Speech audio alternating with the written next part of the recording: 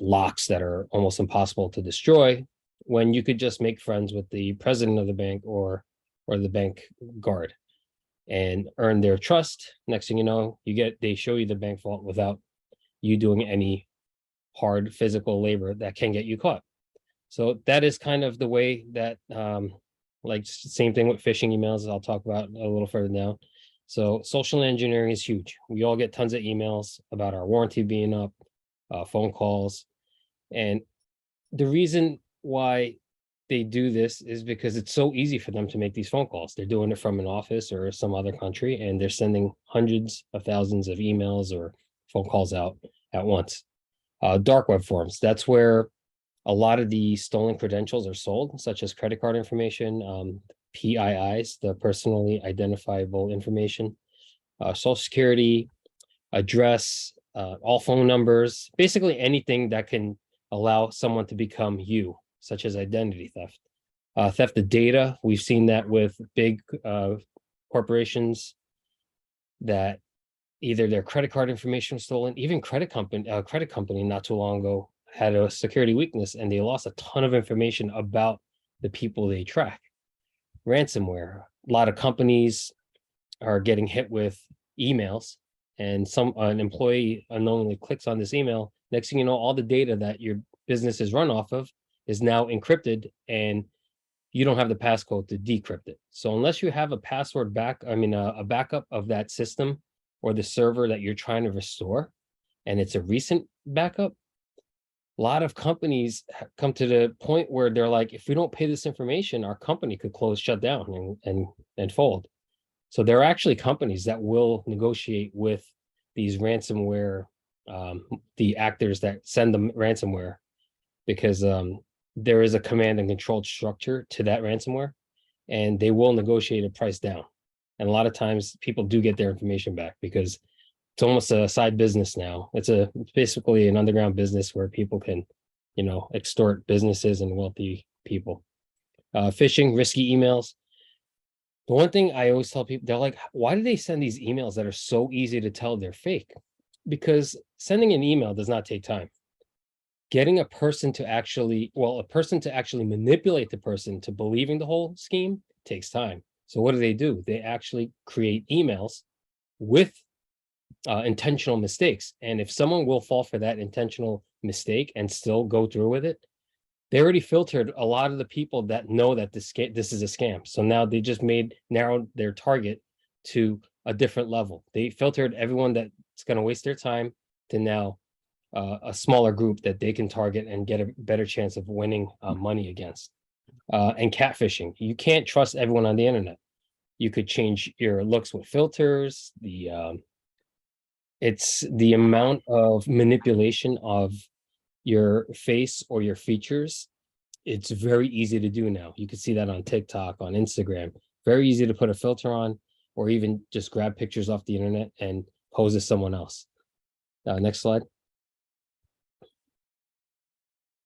All right, so protecting yourself from these malicious actors. Obviously, with social engineering, a lot of it's coming down to training employees or training yourself to know what is fake and what is real. They're getting really good, especially with text messages. Obviously, some banks rarely send text messages unless they have your tech phone number to verify a fraudulent transaction. I still don't use it just because I don't trust it. There's no 100% way to make sure that that text comes from your bank provider. Sometimes they'll send it to an app on your phone that you installed, which is a lot safer. But the best is usually calling the bank and saying, look, I'm trying to purchase this. I'm out of the country and you guys flagged it because of an algorithm. And sometimes you won't be able to use your credit card. So there are sophisticated computers that check for that to see if there's anything weird going on, because you're not going to jump across the ocean in an hour. Same thing, emails, phone calls, and anything that sounds too good to be true. If you check your junk mail, I'm sure you'll have a ton of things saying like your long lost cousin had won $10 trillion and we need your bank account. Obviously that's fake. Dark web, a lot of these credit companies will scan the dark web to see if your name your address, your phone number, or anything that could identify you is on there. There's not much you can do because the dark web, once it's on there, just like the internet. Just be mindful that your information might be out there. If there's something that you can change, you can go ahead and change it, whether it's your password, your email address, or whatever. Ransomware, anything that's you receive on your email, just verify with that person. Do a phone call or even just, yeah, the phone call is the best way, or a text message directly to their phone saying, look, did you send me this email? Is this real? The schools get hit with it. Our town's been getting hit with it. The police department's getting hit with it. It's very common. It's actually very easy to make that wrong click when you're under stress and you're just rushing through things. Catfishing, this is big for people, you know, the dating scene, or even just meeting people. Just because someone reaches out to you on your social media and they look very attractive doesn't, you know, automatically, you can't just be like, oh my, this person, I'm going to fall in love with this person. You have to be very careful with that because that's what they're trying to get you. They're trying to get you in an emotional state to manipulate you. And the simple thing is just looking at the browser address. If it has an S after the HTTPS, that's secure. You usually see a little lock symbol. That means it's encrypted and it's a direct connection to that website. Next slide. Is this for Mr. McGowan over there? Jason, well, why don't you and I actually talk about this one, the cameras. Okay, yeah. So, okay. So I'll start. So basically, cameras are everywhere, right? And as time and the last couple of years, it's really blown up because the cost of cameras and the ease of installing cameras has really gone down. You know, 10 years ago, you couldn't put cameras outside of your house without pulling wires all over the place. And now you can go buy a Blink camera system for $100 and you can have a 360-degree view on your house. And it's connected to a doorbell, security cameras, dash cams, trail cams, drones are all over the place. So, and they're all interconnected. You know, there's the Nest has their, what is it called? Neighborhoods, I think it's called, and information is constantly being shared. So the sad thing with this whole thing going on is, I got to tell you, these Nest cams, the Ring cams, I mean, the one that you see, the bottom right, and the doorbell, their microphones are very sensitive. Even last year during the pandemic is when it really got big. I've noticed in my neighborhood, and I live in a neighborhood, half acre zoning. It's like a typical like 70s neighborhood. The problem with it is these microphones are very sensitive, and it kind of upsets me because when I walk my dog with my wife and we're walking through the neighborhood and we're talking, we think we're in private. We believe that we're in a private area. We could talk and be okay with, candid with one another. The sad thing is those microphones are so sensitive to the point where you could listen probably a couple hundred feet away if there's not a lot of surrounding noise. So I always tell people, just be mindful of what you say. Be mindful of what you're saying in public. You do not have a right to privacy in that area. With that being said, they can record you, and it could, it could be embarrassing. It could be something that's damaging to your reputation. And you just got to be mindful of that now. It's not as simple as what it used to be. A lot of this stuff didn't have audio. Now you could even talk two-way communication through them. So be careful. I know it's kind of sad that we have to worry about that kind of stuff even outside of work or in our professional areas. But I always tell kids, if you want real privacy, talk in your house. Normally you don't have a camera in your house unless you have a nanny cam like down there. But usually something like that. I like to have a private area so my family and my kids could talk to me with total confidence that no one's listening or recording. And it's a safe place for them to express themselves. So. And I didn't realize it didn't click for me until one time, like I got a notification, right? Because I have a doorbell camera, got a notification that I had, somebody, there was movement, right? And I opened it up and it was an Amazon delivery driver, but he was on the phone and he was arguing with somebody on the phone.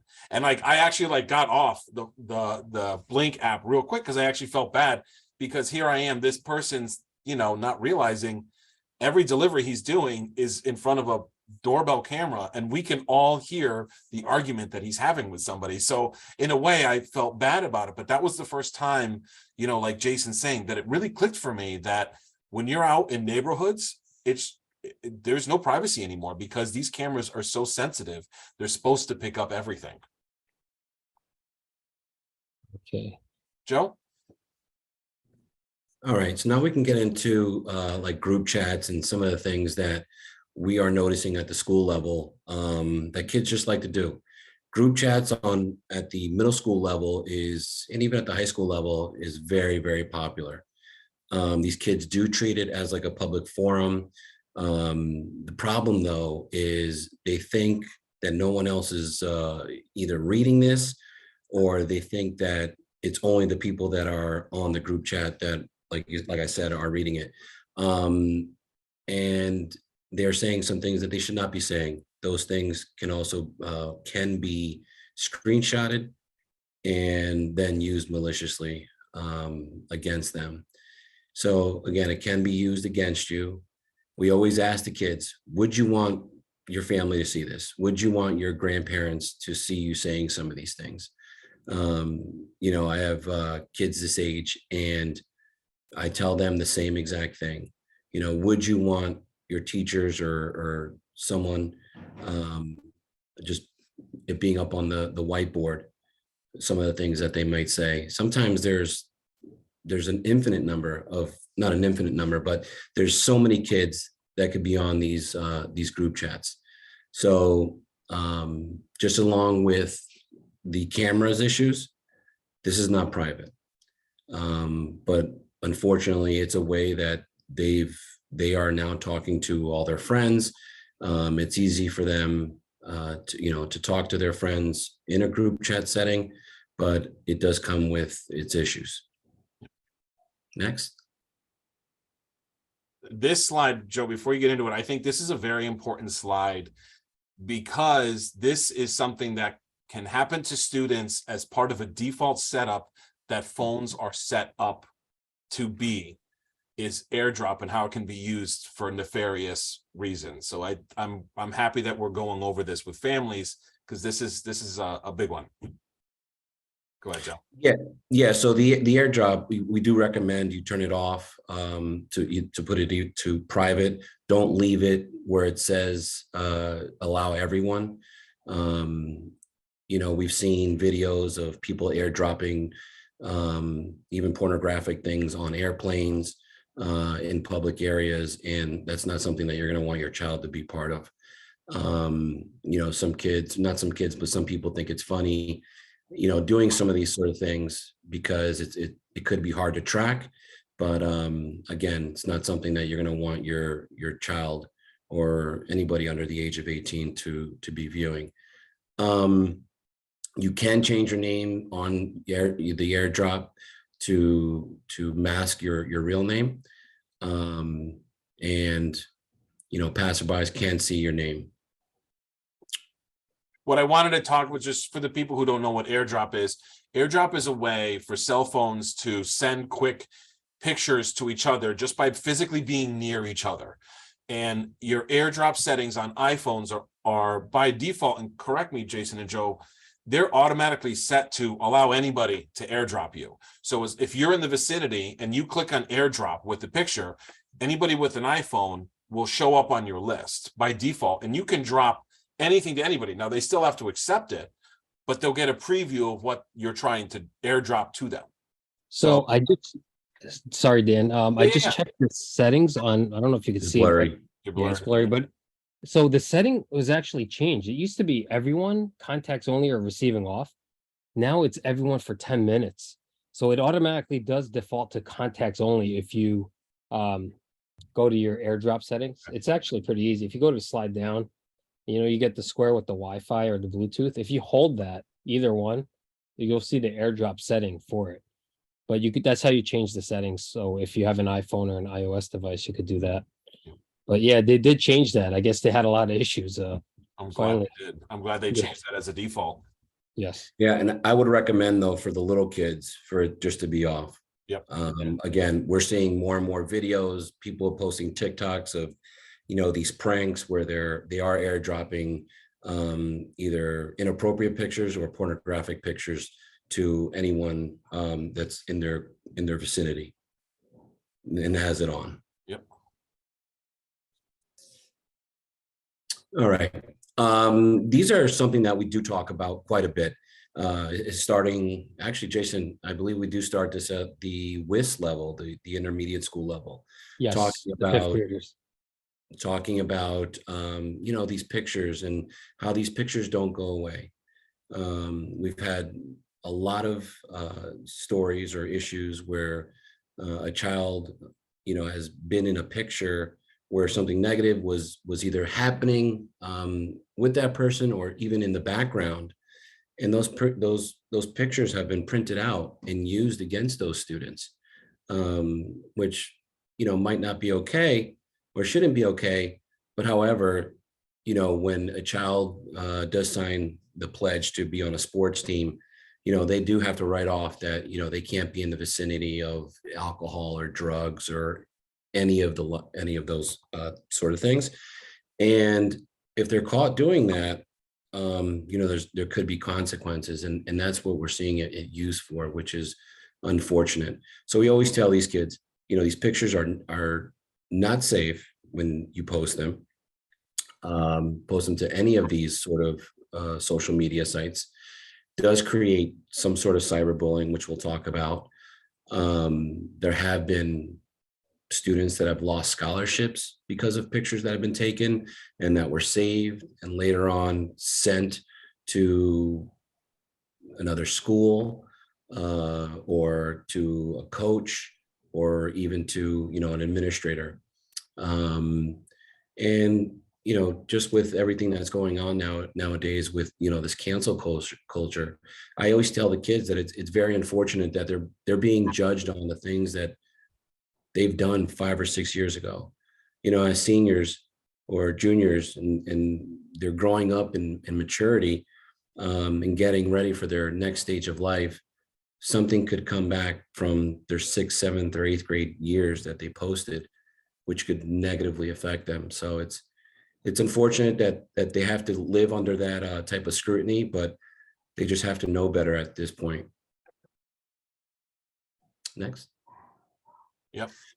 This is something that is, I would say it's fairly new. Why don't you explain it a little bit, Joe, too, just so people know what the term sextortion is. Yeah, absolutely. So sextortion is basically extortion using the term sexting. Typically what happens is you'll go on to, some sort of social media site, whether it be Facebook or Instagram, Snapchat, whatever it may be. And then you get a friend request from an attractive person. And again, this is like phishing. They'll send out a ton of messages, and the person that gets back to them, that's the person they're going to, go down this rabbit hole with. But what they do is, they gain a friendship with this person. It's usually someone that's attractive. And with this friendship, they probably use filters. They start talking online via video camera. And next thing you know, they go to the next level of using pornography, whether it's the actor doing it themselves, or showing some sort of their genitalia. What happens is those videos are then recorded by the suspect. That suspect then tells them, if you don't send me a certain amount of money, they'll send that video to their whole friends list on their social media, which could be a very big deal. And it happens. We've had a handful of kids this year alone at the high school where this has happened. We've had adults where this has happened in town. And the issues that arise from it are detrimental. So sextortion is a real thing. It's happening daily. Not in our town, thankfully, but it's happened enough where it's becoming a problem. So we always tell the kids, first of all, we go over the rules and laws about taking pictures of anybody that's under the age of 18, how important it is, how to value oneself, to not take these pictures. You know, don't trust anybody that you don't know in person, which is a big deal.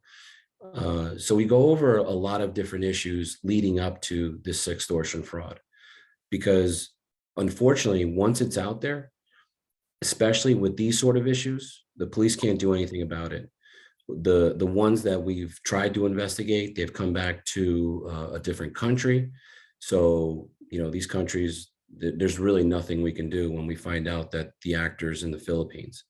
So there's the onus is back on that person to not do this, to not take part in any sort of you know, sexting period, but especially with someone you do not know on the internet because of these nefarious reasons.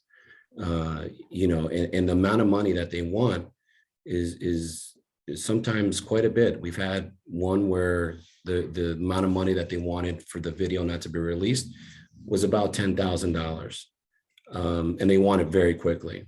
So, and that doesn't guarantee that that picture or that video is going to get deleted. We just don't know. And again, the suspect is usually overseas. I have not seen one yet where the suspect is coming up out of the United States. And I also wanted to touch on that from a tracking perspective. You know, it's very difficult to track somebody down, even if they're in this country, because they always, you know, you may have heard, oh, you can track somebody's IP address.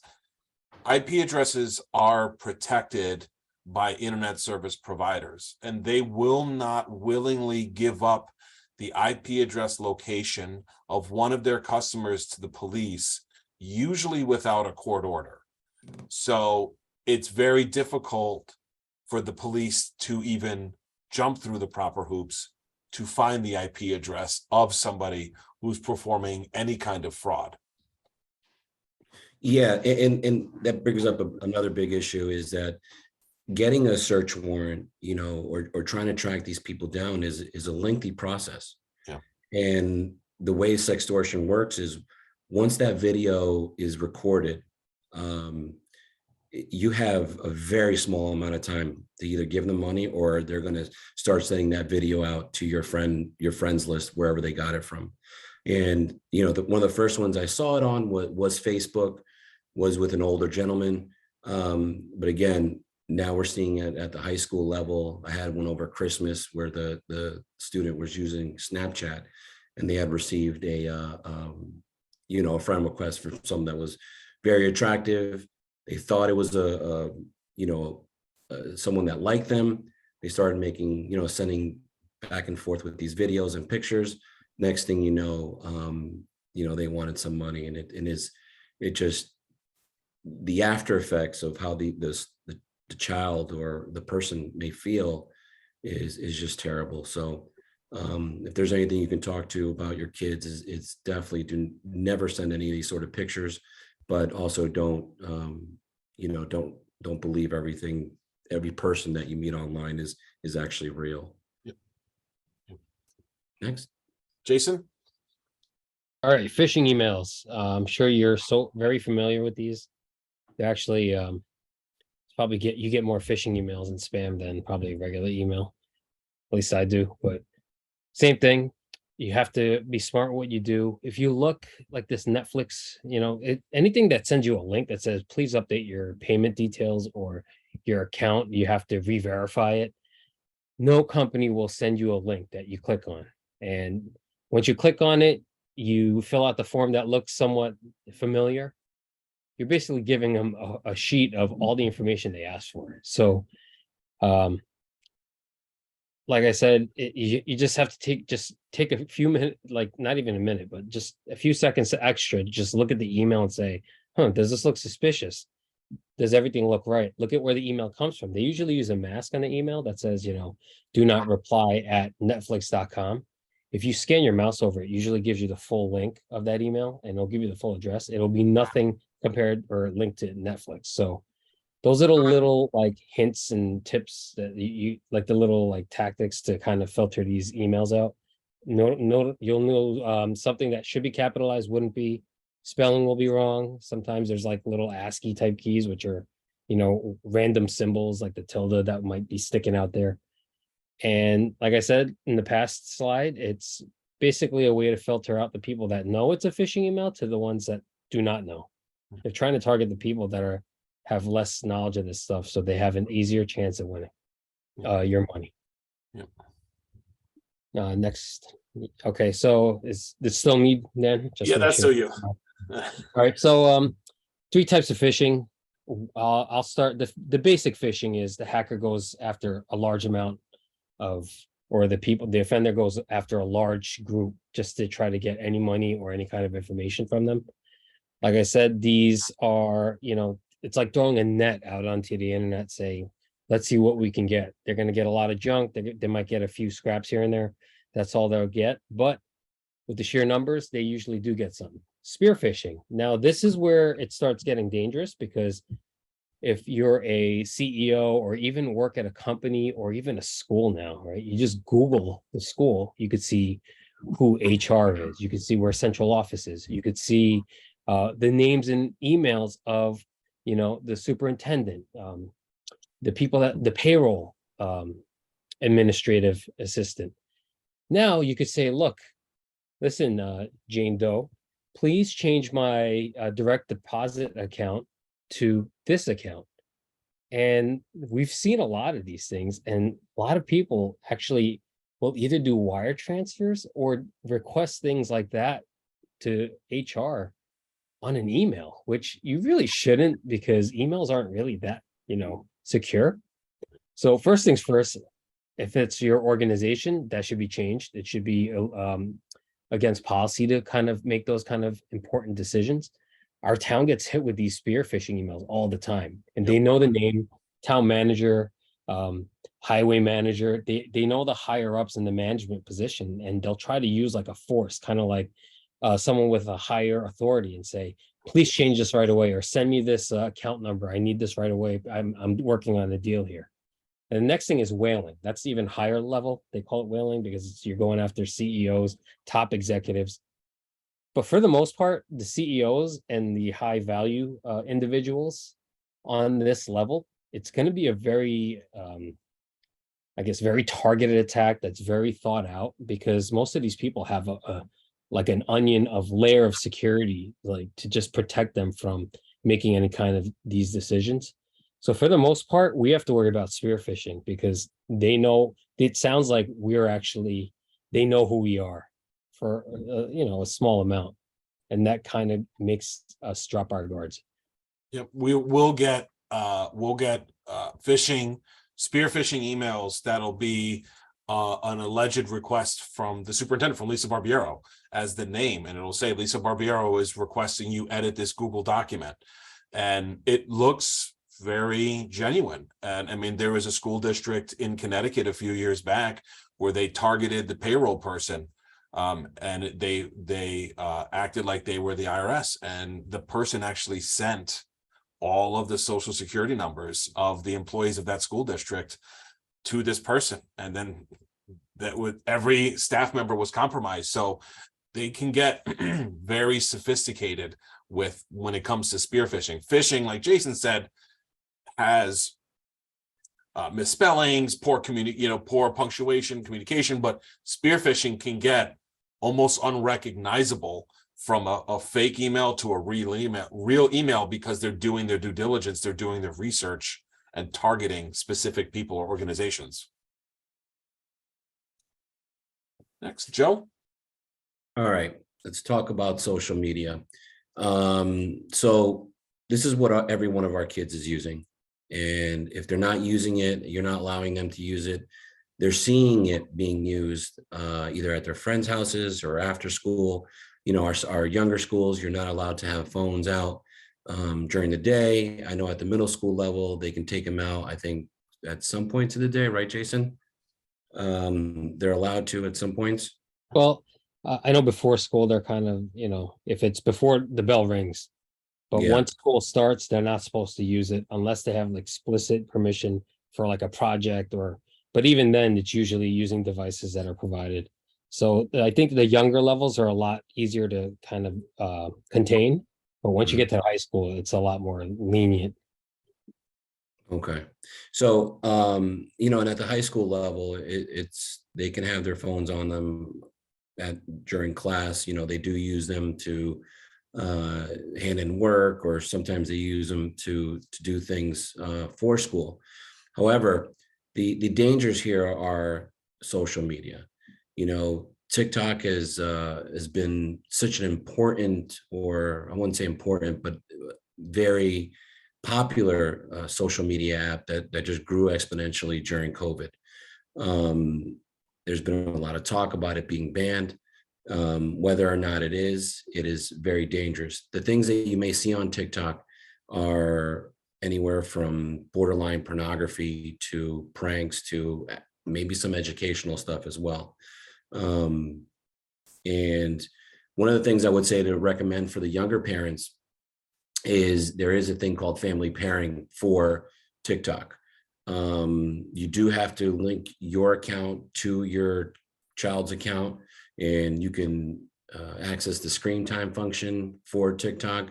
You can turn it off. You can turn it on to restricted mode where they won't able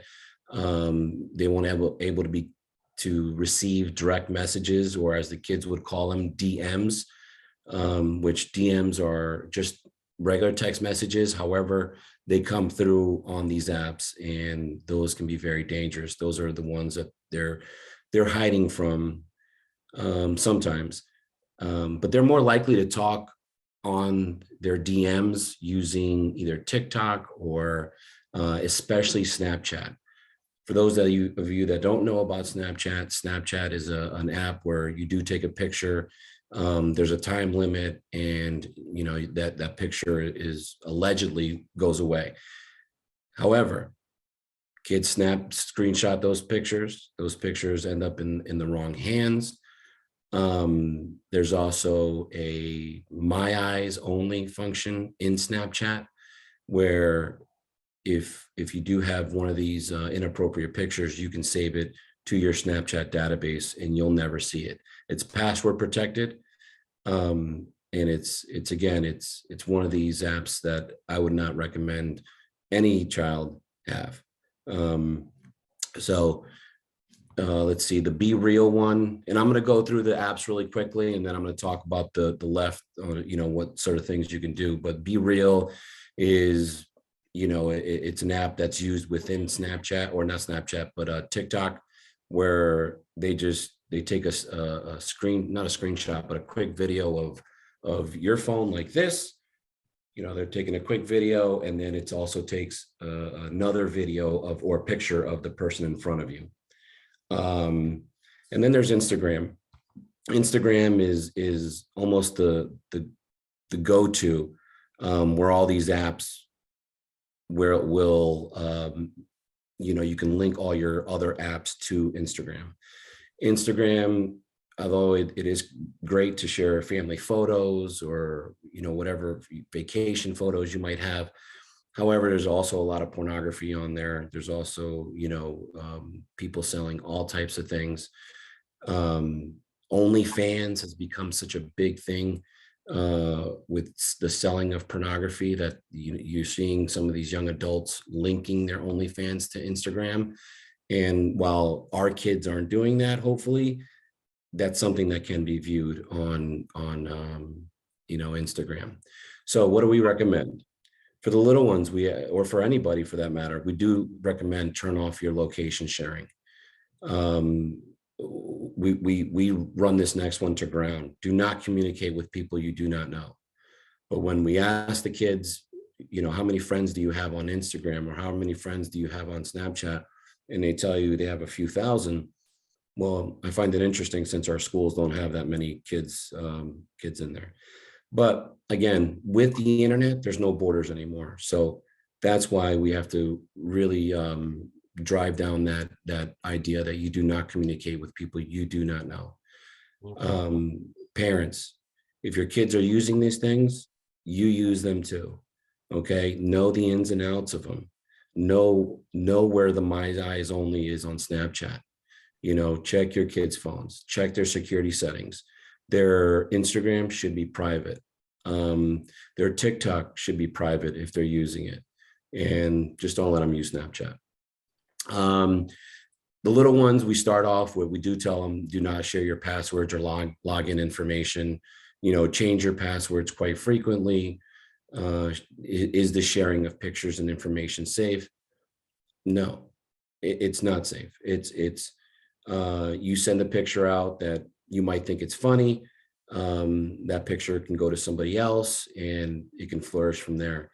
So unless you want, what we tell the kids, unless you want your parents to see it, there shouldn't be picture sharing of anything that's inappropriate. And the careful of the non-private accounts, meaning a lot of these kids, it's a game to them to have a lot of followers. So they'll leave their accounts open. And with that, they'll see, family photos. You'll see pictures of them with Weston all across their shirts, or, Weston Little League across their shirts. And those are concerning because anybody can see those.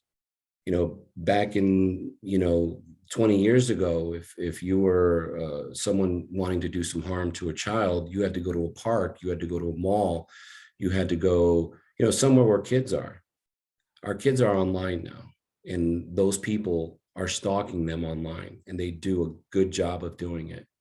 They know where they are. And if you ever ask your kid or your child, has anybody ever spoken to you that you don't know? The answer is probably yes. Most of the time they think it's funny and they do the right thing, but we do need to go over, that they should not be talking to people that they don't know. And that also includes video games. Some of the younger kids with Roblox and Minecraft, check to see what they're doing, check their settings, because it is absolutely very important.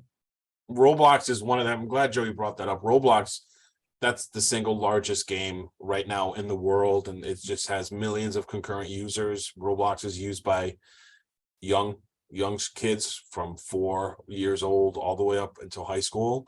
And as a parent, you should be aware of what they're doing on Roblox. And Roblox does have a restrictive mode, which completely disables chat, as well as only allows them to jump into games that are content curated by the people who work for Roblox. So if you have a younger child and they want to play Roblox, you should consider, when you set up their account, enabling security settings so there is no chat. Because like Joe said, predators are going online on Roblox and acting like kids to then begin chats with kids who have chat enabled. So you have to be cognizant as a parent. We are unfortunately forced to learn the ins and outs of TikTok, Snapchat, Instagram, Roblox, Minecraft. Discord is a big one too. So you have to understand all of those, just so at least you can keep checks and balances on your kids. Yeah, I would recommend, use Google. Google is your best friend when it comes into doing some research on these. Just Google dangers of TikTok for a 13-year-old or a 14-year-old. They're supposed to be 13, which even at 13 is still very young. But Google will have a family guide on how to check the account, make sure that it's semi-safe. None of these are completely safe at all, even with restricted modes, even with private modes. The best safety comes from you monitoring your child's phone. Yep. Jason? All right, cyberbullying. Obviously, this happens all the time. It's actually very common. The thing with cyberbullying is, if the children that are involved, whether it's the offender and the recipient, or the victim of cyberbullying, if they attend the same school district, even if the people are outside the state or they're breaking town lines, it's not like laws that law enforcement enforce. It's the schools have a duty to investigate if they belong to that same school district. That being said, it's the state of Connecticut has kind of gave the primary investigation and looking into cyberbullying and bullying mean behavior to the schools. And there's a lot of reasons for this, but I'll go over this quickly because sometimes there is a misconception that law enforcement could subpoena the information, use court orders, and find the person. The problem when we work with juveniles, or it's not the problem, but the way the law is written is law enforcement cannot question a juvenile without a parent or a guardian present. And even with the guardian and the parent present, even it's up to the age of 16, you shall have a parent or guardian present. 16, 17-year-olds, they have a right to have a parent present. We like to have a parent present, but they can kind of waive that right. But going back to it, if at any point the law enforcement officer is asking a question that can be self-incriminating, and after we read them their rights, at any point in time, the juvenile or the parent could stop the questioning. So what happens is if once police get involved, we say, all right, so what happened? They'll be like, I'm not talking, we'll lawyer up. And everything stops, screeches to a halt. Because when someone says, I want a lawyer or I'm not talking to you, we must give them that, we must grant them that wish and we will stop questioning. And what happens if you stop questioning? Nothing happens. Schools, on the other hand, have ability to question without law enforcement, any contact with us, because we cannot they cannot act under our like supervision or as an agent of law enforcement. Once that happens, they're also bound to that freedom from self-incrimination. So that being said, the schools do the investigation, and a lot of times it ends up that the school either substantiates the cyberbullying or the bullying act, or finds it unfounded. But for the most part, we will work with the schools and do whatever we can to identify the people and try to figure this out, because cyberbullying when I tell this to the kids at schools, I tell them that the people that cyberbully are cowards and there's nothing else to call them, because they're being cowardice, hiding behind a screen, thinking that they could say things without any repercussions, and to think that just because they feel anonymous, they're empowered to basically put someone down so that they could feel better about themselves. That is pure cowardice. So we take this very seriously. And also cyberbullying and bullying can become criminal if they violate laws, such as, threatening, direct threats. If it's causing someone to hurt themselves. There have been people arrested after a kid that was bullied hurts themselves or kills themselves. And the person that gets identified as the person that was cyberbullying them or bullying them can be charged with manslaughter. So it is very serious. And this isn't something that kids should have to deal with when they're growing up. It's a hard enough time as it is. And a lot of these things stem from either sharing inappropriate pictures, saying something inappropriate in a group chat, sharing pictures that are inappropriate or distasteful, or doing something or getting caught in a candid photo where they're doing something embarrassing, and it can get out of hand very fast. So, like I said, once criminal violations do occur, then search warrants and other court orders can be used. And we usually work with the school. I think part of the law is that we help the school and we support each other to stop this kind of behavior. So yeah, I do have to say that the one thing we focus on is giving students examples and what not to do.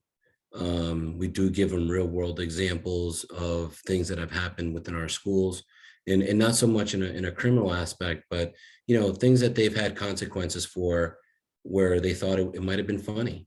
Making a joke on someone online, thinking you're making a joke, but you're actually saying something very mean to somebody, is cyberbullying. So we do try to give them real world examples, again, and just trying to really reinforce that idea that it's not worth it. And the other thing is, along with everything that we do with this digital age, is that it doesn't go away.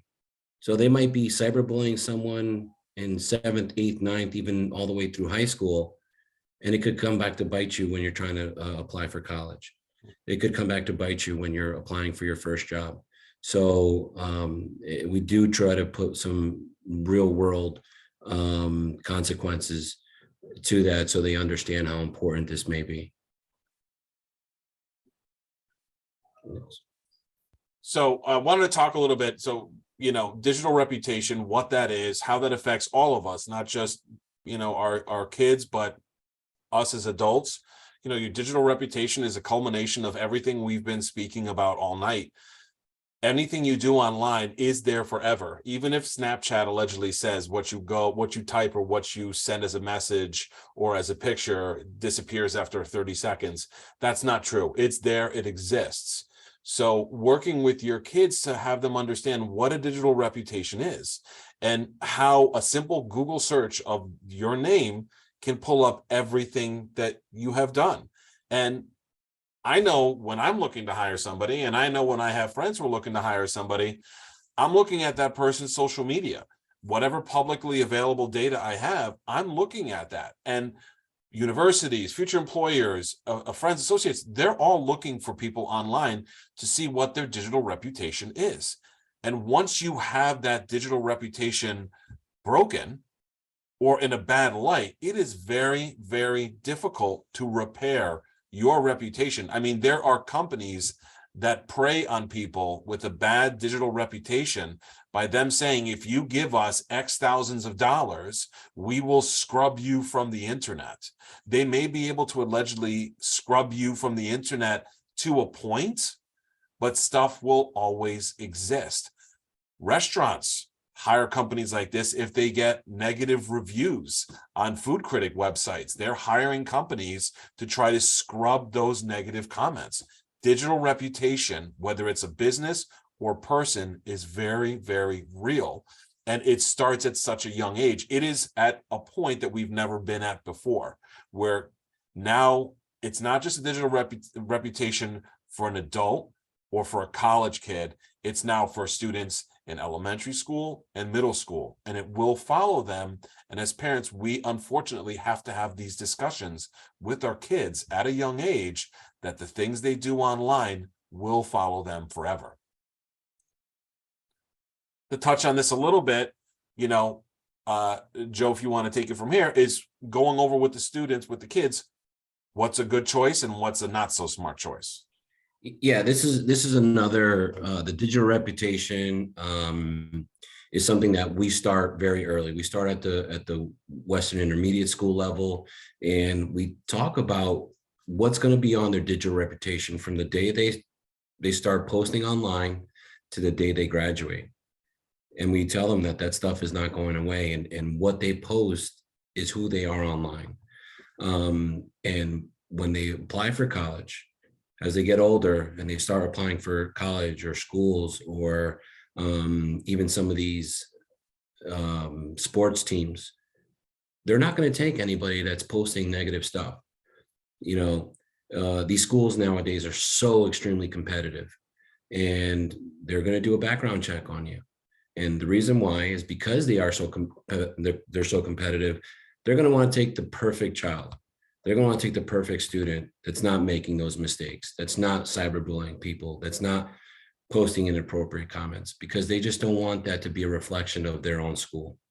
And we understand that as adults. We understand that because our own jobs don't want us posting these sort of things. So we do, again, another drive this idea home with the kids of how important it is to keep your digital reputation very clean, to just do what you're supposed to. And that even goes along with, like, let's take, for example, like YouTube videos, making inappropriate remarks on a YouTube video that even on a celebrity's page, anything like that could be tracked. Anything that's linked to your email address or to your username can be tracked, and those all make up your digital reputation. So it's that important for these kids as they get older to keep it clean. Yeah. Jason, if you want to take this slide, this is really just a continuation of, what negative social media and its effects. So like this is a good example with where the coach on the left side says had to unfollow, stop recruiting a young man. And it shows that it says still amazed by what recruits tweet and retweet. So it doesn't even have to be your statement or what you post. It's kind of people could deduct that you like or believe in something just because you retweet it or you post it or you copy it or you share it with someone. So I know it's not fair, but no matter what, everything that you do on the internet or especially social media where everyone could see it it's a reflection of you now. And it could be as simple as sharing something that could be controversial, and no organization wants to get embroiled in controversy. So it's tough, especially at a young age when you feel like you reach this world where everything is so within your fingertips, everything, all the information. You have to be mindful of what you're doing and think before you act. Yep. And it's very difficult, even for adults. So, Yep. and on the right, you see the different types of schools, high-end schools that are dropping potential students or recruits. Yep. To piggyback off of this, Joe, if you wanted to go over kind of why they look at the students' social media. Absolutely. Again, the competition is fierce. You know, being in the high school, I've seen how stressful the college experience or the recruiting of these students can be. Our students are working at some of the highest levels of high school students. The stress is tremendous, but it can all be ruined by one dumb social media post that you've done in the past. So no one wants to be, you know, even these schools don't want to be involved in any sort of controversy anymore. And if you have something that was inappropriate or even borderline inappropriate, you know, that could ruin their chances of getting into these colleges. And I do tell the kids, you know, because we've seen it firsthand as of the last few years, you know, what is inappropriate today might not have been inappropriate 5, 6, 7 years ago. So unfortunately, you have to be that much better. You know, these kids, again, I think it's understated the stress that they have when it comes to this type of stuff, because it is a new world, and they are being judged with different rules. So that's why it's so much more important for our kids to stay off this stuff, stay off of, you know, some of these apps where they judge each other's looks. We've seen kids where they've gone into Harvard or even, you know, some of these Ivy League schools, only to get rescinded for making bad judgment calls on Facebook or Instagram. And that's why colleges look at this. They don't want to be involved with any controversy, and they want the best of the best. And that would include your digital reputation. You'd be surprised at, you know, how many high schools I hear this story over and over and over again. Seniors or juniors, upperclassmen, they post on social media with their friends and they have those red Solo cups. Doesn't make a difference what's in that red Solo cup. They see a red Solo cup and a college recruiter is going to think that's alcohol. So it's something as simple as what cup you are holding can negatively affect you for college admissions or for sports admissions. Yeah, absolutely. You know, even with things like this, you know, I do the backgrounds for some of our new recruits for the police department, and we do it's social engineering. We do go in and look at different social media apps.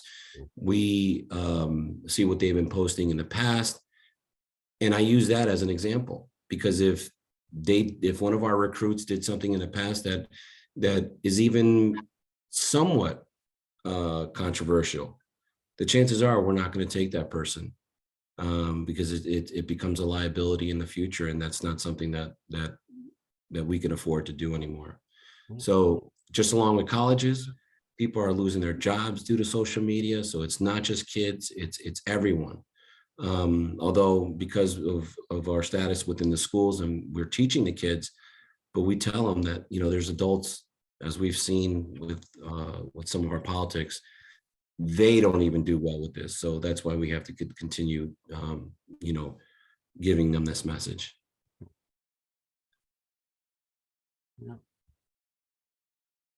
Jason, you want to take this one? Yeah, sure. Okay, online safety. It's kind of like a rundown real quick. Yeah. Verify who your online friends are.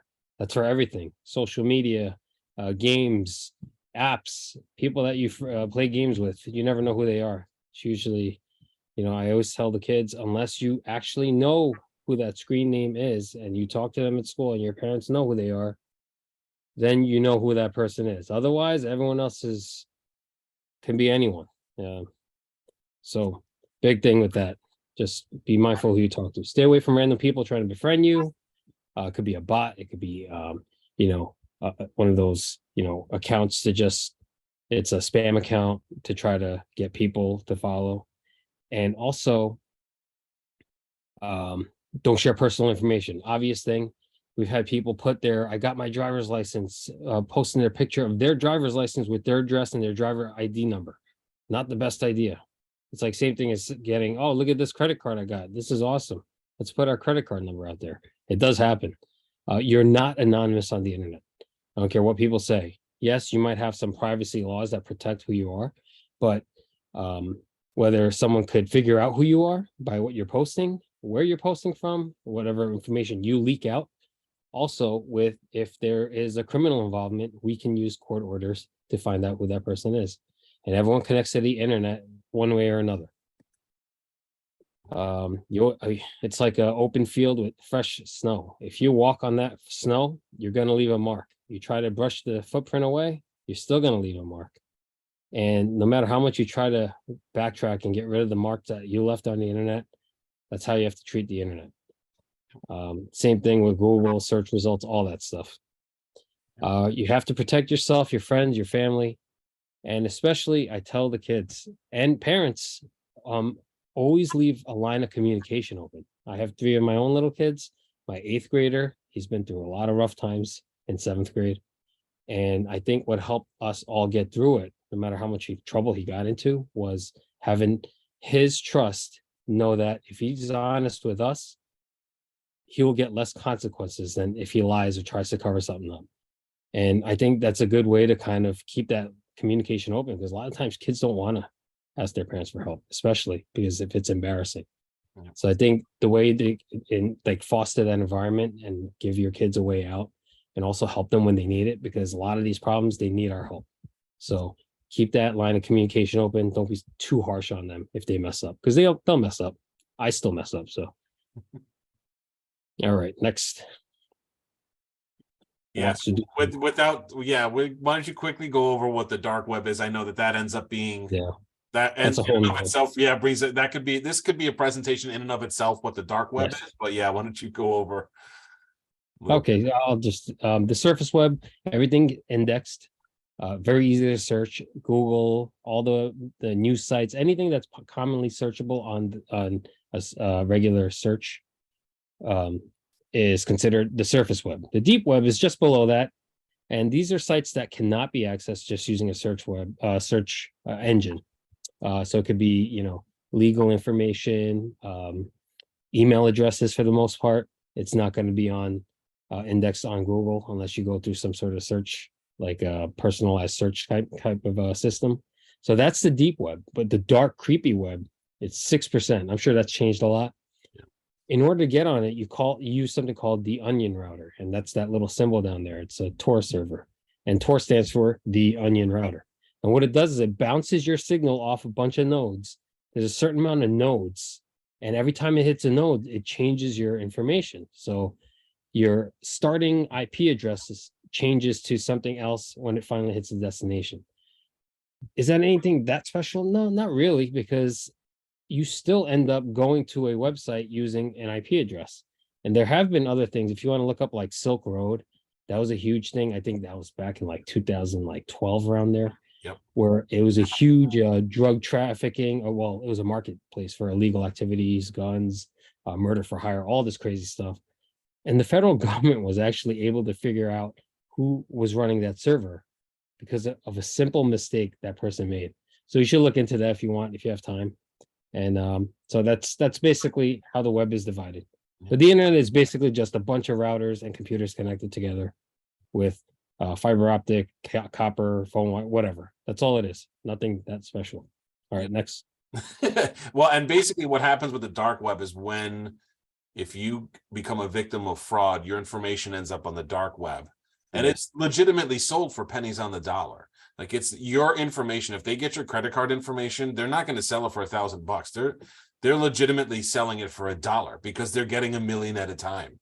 And it all ends up on the dark web. And there are products or companies out there that will do alleged like dark web scours to see if you show up on the dark web. I don't know how much I believe in all of that, but it is something that exists. We don't want to scare you with it, but you should be made aware that if your information gets compromised, it ends up on the dark web. So one of the biggest topics nowadays is screen time, right? And I don't know if you have this, like if you on an iPhone, you have the screen time app now, which is kind of a relatively new thing. It's only been around for a year or two, that shows you how much screen time you are on your phone. And as we've spoken about earlier, the majority of our time online is through our phones nowadays. We're no longer in front of a computer or a laptop or even a tablet. We're on a phone, right? And you look at the screen time, and our screen time, it's not 30 minutes a day or 60 minutes a day. It can be hours and hours a day, right?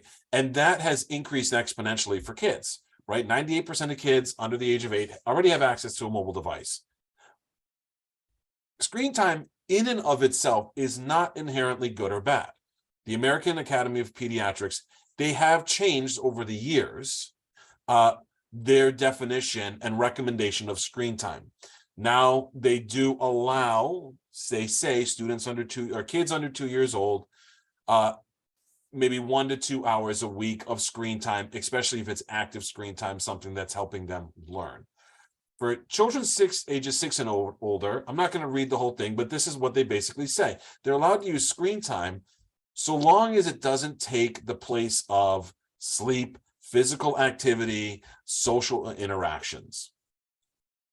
And there are constantly studies that are coming out that are trying to find the correlation between screen time and a child's well-being. And there's pros and cons, right? There's educational programming, video chatting with friends and family. They may have some positive benefits of children.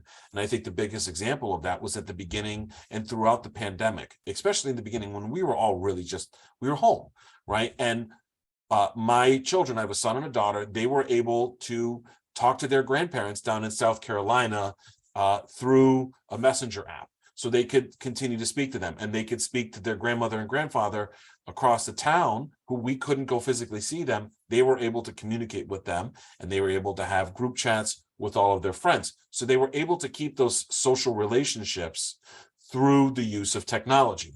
However, excessive screen time in children can be associated with a lot of negative outcomes, increased risk of obesity, reduced social skills, and poor mental health.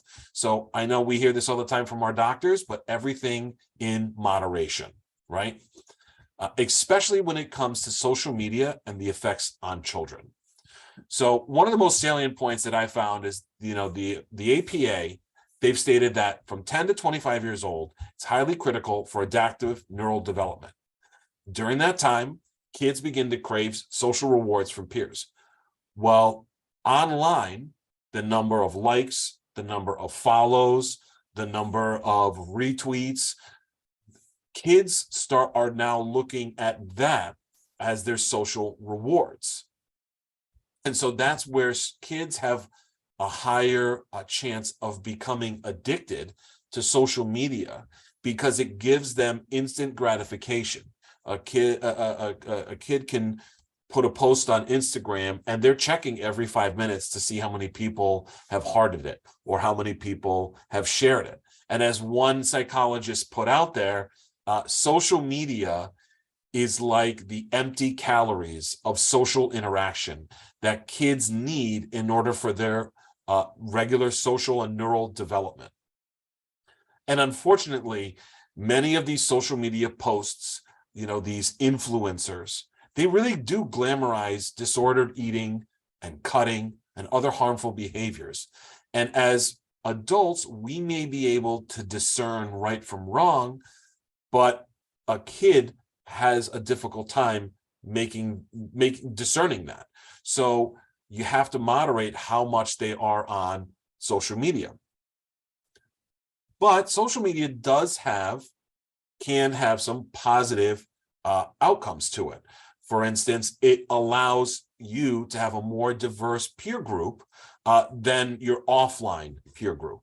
And I actually have friends who had met people through, I know it's ridiculous, but through video gaming. And they started playing video games, Madden or Call of Duty or whatever. And over time, they just became friends, and they would talk every single night, and they would play their video games to the point where they were inviting each other to be part of their wedding party. And they were meeting each other physically for the first time at their own wedding. And I thought it was the coolest thing. I thought it was hilarious, but I thought it was amazing that here are lifelong friends that these people had made for over a decade, but they had never actually met them in person. And I know that's just one small example, but it does show the potential positive outcomes of the use of social media and social media and video gaming. And, you hear a lot of times with kids who play video games, they go into Discord and stuff like that. And that's all considered social media. So as a parent, we have to moderate our kids' use of social media because they have a more difficult time moderating themselves. I mean, heck, as adults, we can have time moderating our own use of TikTok, right? I call it the binge, or the TikTok deep dive, right? And that's what happens to everybody, and it's worse for kids. So as parents, what are some apps that we can use to monitor what our kids are doing? And these are just 3 quick examples of some of the apps that are out there that we can use as parents. So the first one is called OurPact. And OurPact, they have a free version, they have paid versions, but it basically completely shuts down a phone, an Android phone, an iPhone, or an iPad, or an Android tablet. And the more you pay their monthly fees, they have the basic for free, they have a premium, they have a super premium, they have a super duper premium. Each one of them has different tiers that allow you to get more granular with how much screen time and how you want to block what they have access to. So for instance, you can completely shut down their phone at 9 o'clock at night, and their iPad and their phone, and they have access to nothing at all except for maybe a podcast app if they want to listen to a podcast while they wind down at night. You can also put in screen time restrictions for specific apps to say, I want my kid to only use Instagram for 25 minutes a day. And after that app's been open for 25 minutes, it automatically locks and disappears from their phone until the next day. Another product is actually called Circle by Disney. That's actually a piece of hardware that you put on your network at your house. And it limits access on an app-by-app basis, on a device-by-device basis. And it also shows and monitors where your children are going online. Now, the difference between OurPact and Circle is OurPact works anywhere so long as that device, your kid's device, is connected to the internet. They've even just added a piece where you can even have a screenshot of whatever they're doing sent to you every 30 seconds. So you know what they're doing at any point in time. In the OurPact app on your phone, you can see where they are. If you're looking to monitor text messages, email, social media accounts, Bark is the product that you can use. That also does manage screen time. All the products manage screen time, and they have they can filter websites for you on your kids' devices. But Bark is the only one that can truly monitor text messages and emails that your kids are sending, as well as social media accounts to the best of their ability. There's always ways around it, but there are, at least you'll know what regular text messages, like how we were talking about those gigantic group chats that some kids can be in a group chat with legitimately 70 different kids. You'll be able to monitor what's being sent in there without even having to look at your kid's phone. So these are just 3 example apps that are out there that you can use as parents. Now, I wanted to talk, and Joe touched on it a little bit on app safety, and we specifically looked at Snapchat and TikTok, because those are, as of right now, the two most popular social media apps for kids, right? So in Snapchat, and I know I saw one of the questions already is Snapchat is really, really popular with kids, and it seems like kids love Snapchat partly because of that thing called the Snap Score, which is a score that somebody gets in Snapchat based on the number of snaps they send or receive, and some other super secret algorithm that Snap won't tell anybody, right? But it's almost like a game for kids to see how high they can get their Snap score. So that's why it's incredibly popular. Technically, you're not supposed to have a Snapchat account until you're over 13 years old. You can set up what's called the Snapchat Family Center. So in the Snapchat Family Center, you can have your kids as part of the family, as part of your Snapchat family.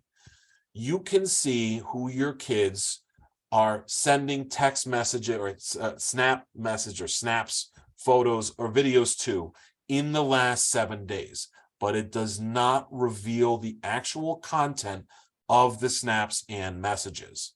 But you'll at least see who they've been communicating with. You can see the complete list of your kids' existing friends, and you do, which is, I think this is very important, you do have the ability to limit their ability to view certain content in stories and spotlight tabs. And if you see that an account had attempted to speak to your child, you can easily report those accounts that you may be concerned about to Snapchat. So stories and spotlights, it's like the stories that you see on Instagram or on, I'm going to say Facebook. Kids don't use Facebook, right? We're the old generation, so if we still use Facebook, but there's that stories feature in Facebook and in Instagram. Snapchat has their stories and spotlights. TikTok has something very similar. You can limit that, and that's a lot of times where you can see inappropriate content just by scrolling is through the stories and spotlights tabs. In TikTok, and Joe mentioned this a little while ago, TikTok has a younger user account where children under the age of 13 can see clean, curated content, and they're not allowed to comment, search, or post on TikTok, so they're completely anonymous, and they can only see content curated by TikTok, which is very similar to when you're doing a restricted mode on Roblox. They can only play curated games. TikTok also has that family pairing option, allowing parents to limit their account into that restrictive mode, which is the younger user account. You can also set a limit on their time on TikTok. You can limit who can send messages to them, and you can choose whether their account is public or private. Beyond that, and I know we keep mentioning iPhones, there's very similar features on Android, but on iPhones, there's family. You can set up an Apple family, and through the Apple family, you can then enable screen time on your kids' iPhones if they have iPhones. And that way you can do app restrictions on that as well. And so you can see how much they've used TikTok. They've been on a TikTok binge and they're now, 8 hours into it on a Saturday afternoon. Now you know.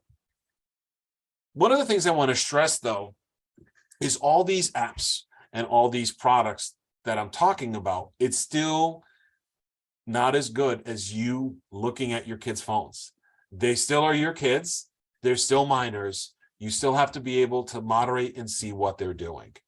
There at least were apps a few years back that would hide what your kids were going to. Like Jason and Joe, wasn't one of them called like Finstagram or Finsta or something like that? Well, the Finsta was their pseudo Instagram, where that was the account that, and I don't think kids are using it at that much anymore, but that was the account that they would either was like their hideaway account, or that was the account they would show their parents. Oh, that's right. I think it was, the Finsta account was the fake Insta, was the one where they would post their pictures they didn't want their parents to see.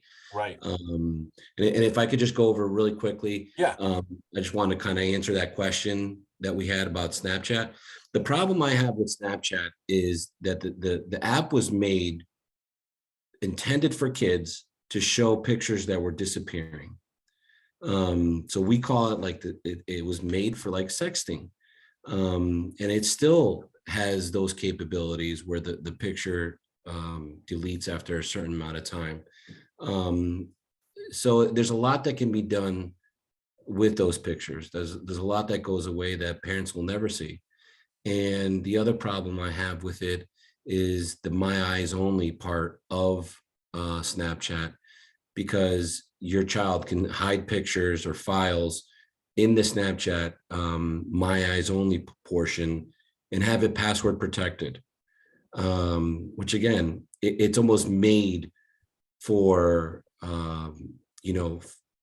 for kids that want to be nefarious online.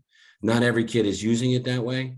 I know there's a big, they like to do these streaks where they send pictures after pictures after pictures every day, and they build up the streaks and they build up their score. Yeah. So they do use it for that, but it just worries me, especially with the younger ones, when they think that these pictures can be deleted or will delete on their own, when we all know they can be saved on various different formats.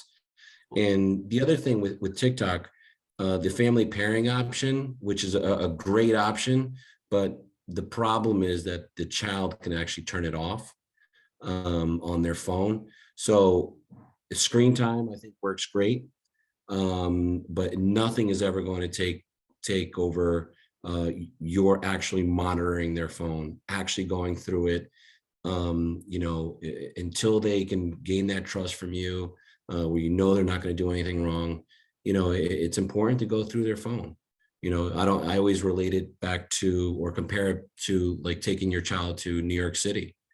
At these young teen ages, you're not going to let your child, for the most part, go to New York City by themselves and just go do whatever they want. Well, there's a lot more danger being on a phone without supervision. The things they see, we're seeing kids being desensitized to, just sexual stuff in nature. We're seeing a lot of negative things, especially with even with our politics. They're seeing how mean people can be back and forth to one another.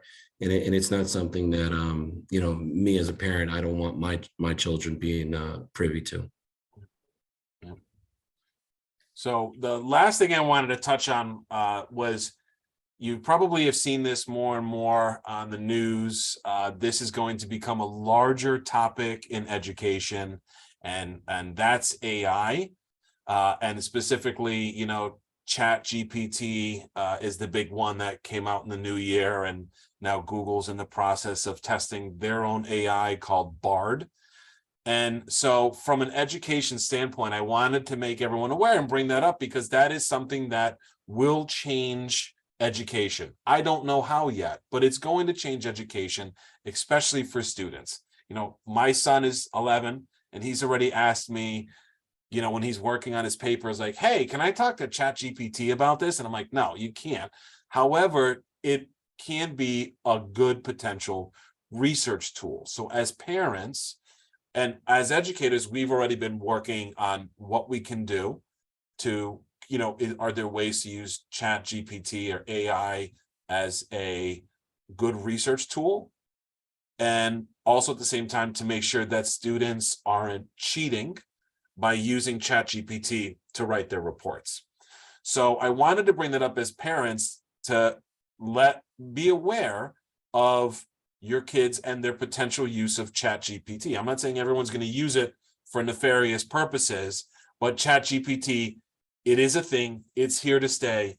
It's not going away. So as an educator and as parents, we want to make sure that everyone's aware of what it is. So I thought it would be apropos, because I'm a nerd, to ask ChatGPT, what should parents know about ChatGPT to make sure their children aren't using it to cheat in school? And it wrote, five bullet items that I know it's very difficult to read in this, but it really comes down to talking to your children about the importance of academic honesty, right? And monitoring your children's online activity and teaching your child how to use ChatGPT responsibly, and, you know, and talking to your kids and staying involved in your child's education or life. And all of that stuff can be extrapolated out into their social media presence, their online presence, their digital presence. It's not just monitoring them for academic honesty, but you're going to monitor them for their social media to make sure they don't misstep, because it will come back to haunt them in the future. So I just wanted to bring up this one last point, that ChatGPT is a thing. For instance, if your kid wants you to read a paper that they've written, and it's written in a way that you know your kids can't write in that way, well, then maybe, you know, are they using ChatGPT to help them? So I just wanted to make you as parents aware that AI is a thing. It is going to change education for better or worse, and we don't know where it's going yet. So one of the questions that was just put in is, do students have access to ChatGPT on school devices? And the answer is yes. And the reason why is, if you block something, if you use our school web filter to block something on school grounds, that actually increases the allure of the kids wanting to go to that site when they're off school grounds. So we would rather teach students the use of ChatGPT responsibly than blocking it altogether, because there's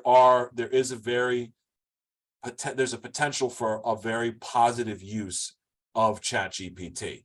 So I know people have asked me that in the past, but no, we do not block ChatGPT, and we don't have a plan to block ChatGPT. Some school districts had blocked it temporarily while they tried to figure out, what's our response going to be? What are we going to do? But as of right now, there is no need to block ChatGPT in school. So that brings us on an hour and 39 minutes later to the end of the presentation. I know we went over a lot, and what we discussed was a lot to digest. And we're hoping that this could be the first of, you know, more parent meetings like this down the road to discuss, you know, the digital age. And, you know, tomorrow there could be a new app that's going to come out that's kids are going to latch onto and fall in love with. And as parents, we have to be aware of it. So if anybody has any questions, if anybody can, you know, if you have any questions, go ahead and put them in the chat. And, you know, I don't want to take up too much of everybody's time, but, you know, we will try to get to any questions that people may have. And I just want to thank Joe and Jason for doing this presentation. And you guys did the heavy lifting with this presentation. And I know you see this on a daily basis and you work with the kids on a daily basis. So thank you very much. Thank you, Dan. It's our pleasure. Thank you. And again, you know, if anyone has any questions that you may not want to ask tonight, you can reach any one of us. But specifically, Jason and I, you can reach us at our, we do have westonps.org email addresses. We're on the email list. We also have office phones at the schools. Myself, I'm at the high school. Jason is at the middle school. So any sort of questions that, again, that you may not want to ask tonight or might be a little bit lengthy, give us a call and we'll try our best to answer those. One of the questions, oh, sorry, go ahead, Jason. No. So I saw that it says, can and will the school use video recordings? From what I've seen as an outsider working inside the school, yes, they will use all their information, just like any investigation that we would do. They use all the information they can gather, every fact that could help them decide what had happened and what they can do. They'll gather every information. They'll interview students, they'll interview any witnesses, and they come up with a finding based on facts that they find. Another question that was asked was, when do you talk to the children about this topic at school and who speaks with them? So both Jason and Joe start at the intermediate school level. discussing this with them. However, we start what's called our digital citizenship curriculum all the way down at Hurlbut through the media specialist. And so Ms. Rodko starts all the way in kindergarten, because we're already, we're providing iPads to starting at kindergarten and first grade, and Chromebooks all the way up through 8th grade. So we already begin having these discussions with students all the way at kindergarten on digital citizenship. And then once they hit WIS, they're working with both the media specialists at WIS, Ms. Reines, as well as the SROs, to start discussing these topics even more. Yeah, at the middle school level, Jason and both of us, we'll see every grade. Actually starting at WIS, like Dan said, we'll do 4th and 5th grade. It gets a little bit more in depth, 6th, 7th, and 8th grade based on ages.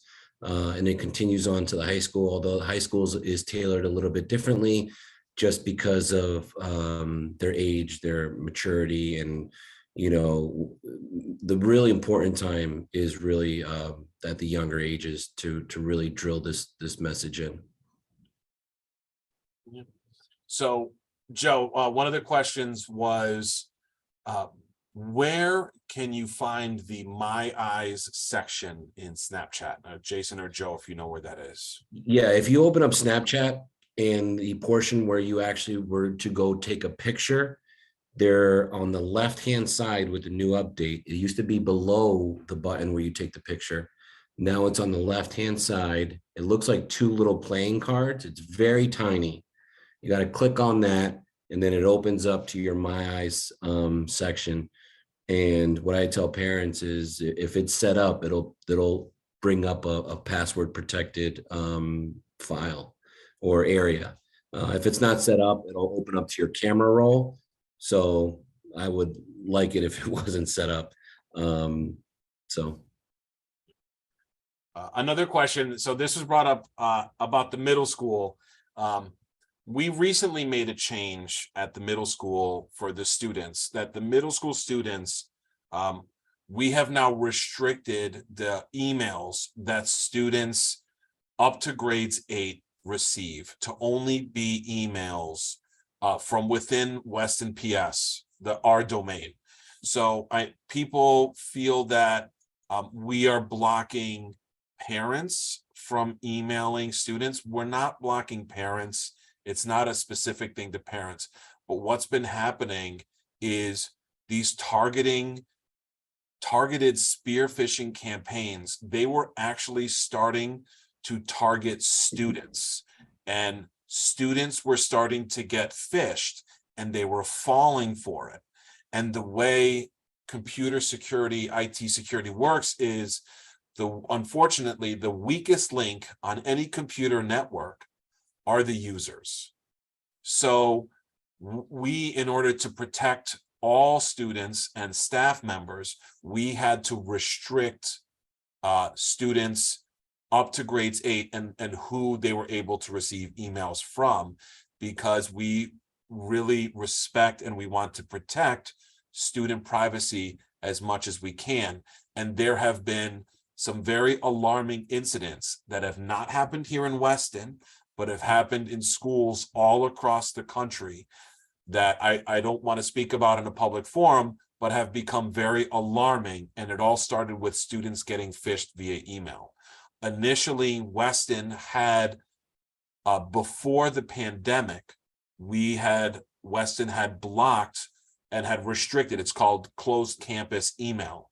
It had been lifted during the pandemic for communication, and we just closed it back down, unfortunately, due to some bad actors that were potentially targeting students for phishing campaigns.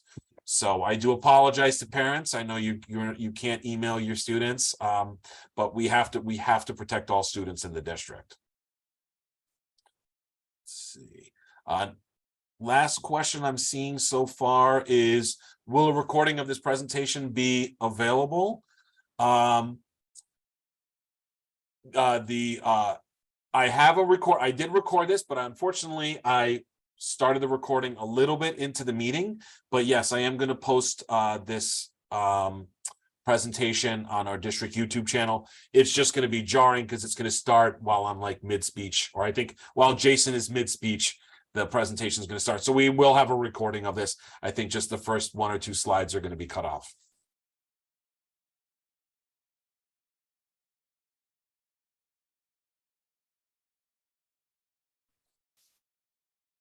I think that's it. Yep, I think that's it. So I want to thank everybody for attending this meeting. If you have any questions or concerns, please feel free to reach out to myself or Officers McGowan or Kim. My email address is danieldevito@westonps.org. And we have all of our information posted on the website. So we'd love to hear feedback. And, if there's anything you'd want to hear in the future from a presentation like this, please let us know. Thank you so much. Thank you so much, Thank you. everyone. Have a great night. Good night.